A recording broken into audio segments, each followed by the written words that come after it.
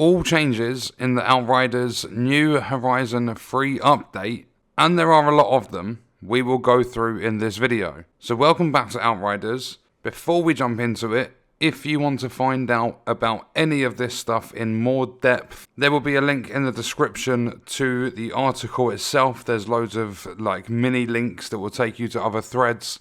It's basically a mega thread. And the reason I'm doing it kind of brief but mentioning all the changes is because there is a lot that's happened in the game since this update has launched. So starting off with our general changes. The video that plays when you launch the game can now be skipped on all platforms apart from PS4 and Xbox One. I have no idea why they've done that, but that's the way they've done it.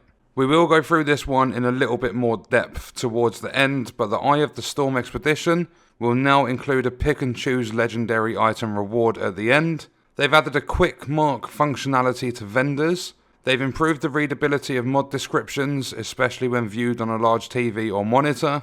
They reduced the volume of background audio of certain menu and loading screens. They've added a minimum damage limit for the Broodmother's perforate ability.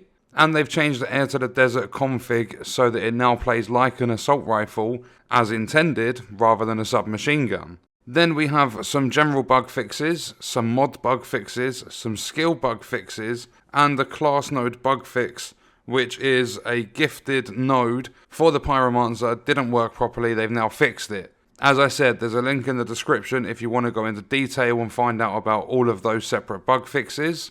Expedition timers have been removed, although if you want to, you can now turn the timer on for your own time tracking, and you can do that through the HUD settings, so you can now take as long as you need to during an expedition. You're not forced to run DPS or anything like that, and you are still fully rewarded. So you don't need to spec into any specific build to play this game, you can play any one you want to. There are 4 brand new expeditions: Molten Depths, City of Nomads, the Marshall's Complex, and the Wellspring.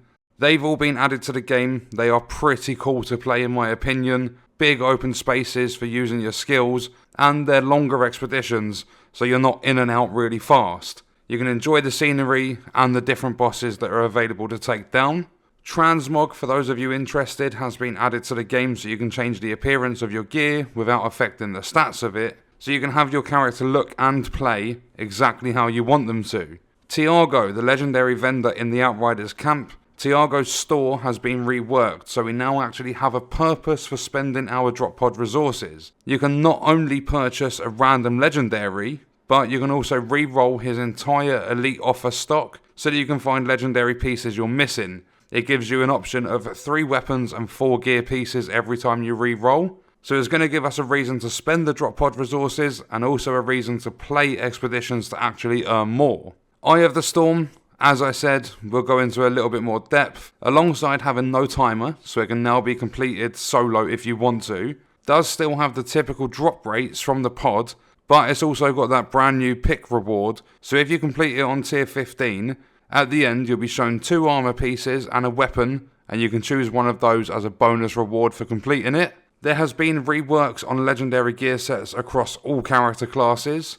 The Fortress mod has been rebalanced, in brackets nerfed. However, I don't think it's that bad. It was just more of a, we're going to balance it and make other things more viable. And that happened alongside the Moaning Winds mod, which can no longer be stacked to use instantly when you switch weapons. It's bad in a way because I know a lot of people abused it, but it has also opened up build variety. But they've also increased the damage of Moaning Winds by 60% so that it's still viable as a solo use mod. Class nodes have had changes across all character classes. Skills have been changed around for all character classes with bug fixes for some of them as well. There has been more quality of life improvements made to the game. And finally, we have a celebration package for the release of the update. If you play any time between November 16th and November 30th, you will receive a free legendary gear piece in the inventory or stash of your most experienced character within 24 to 48 hours of playing. In terms of bugs that I've noticed since the update released, I had 40,000 firepower go missing from my primary weapon, and I've seen a lot of reports of the same thing happening to other players, but different values coming off their firepower. There was a lot of issues with auto movement of characters. It affected a lot of players, but if you change your controller dead zone to maybe about 20%, you can try some different numbers if it doesn't work on 20%.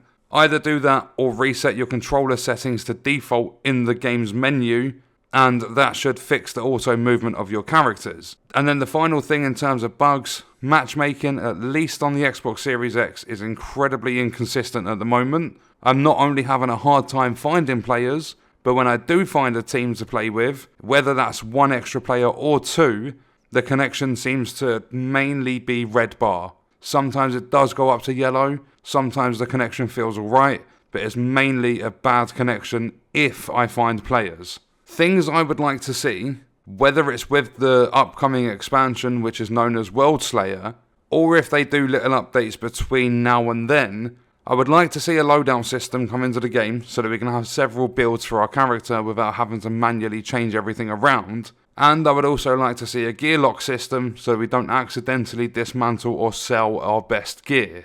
And that's pretty much everything. As I said, I was very brief with a lot of the stuff like the bug fixes, because then, like say there's 3 different categories or subcategories to bug fixing.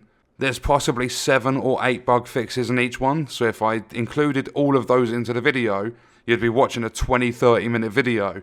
So that's why I've linked it in the description for you guys to go check it out. If you want to find out what bugs they fixed, you can have a look. And to wrap this one up, this is the biggest and best update they've implemented into the game since it launched on April 1st this year, 2021. If you haven't played the game for a while, I would say it's definitely worth checking this out. There are some bugs here and there, but the new expeditions are fun. It's a lot better now there's no timer, and now you have a reason to farm your drop pod resources.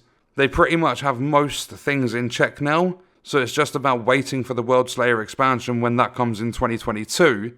If you have played since the update launched, let me know what you think in the comments. If you haven't, then let me know why in the comments. But at the same time as giving them praise, don't forget they're doing well with the game at the moment, but things will possibly still be very slow. There's a chance the current build of the game could fall apart, and you can't forget how rocky the launch of the game was. Just because they've released a good update, that doesn't take away from the fact that players had to go 10 weeks without being able to sign in or use their characters due to an inventory wipe. And it doesn't take away from the connection issues the game's had since its launch, including things like damage mitigation issues, signing in issues, connecting to friends, having a stable connection during matches, and all the other things that have gone wrong in this game. But as I said, pretty good update, worth checking out. And on that note, that's going to do it for the video. Let me know your thoughts and stuff in the comments, and I'll see you in the next one. I hope you guys enjoyed it.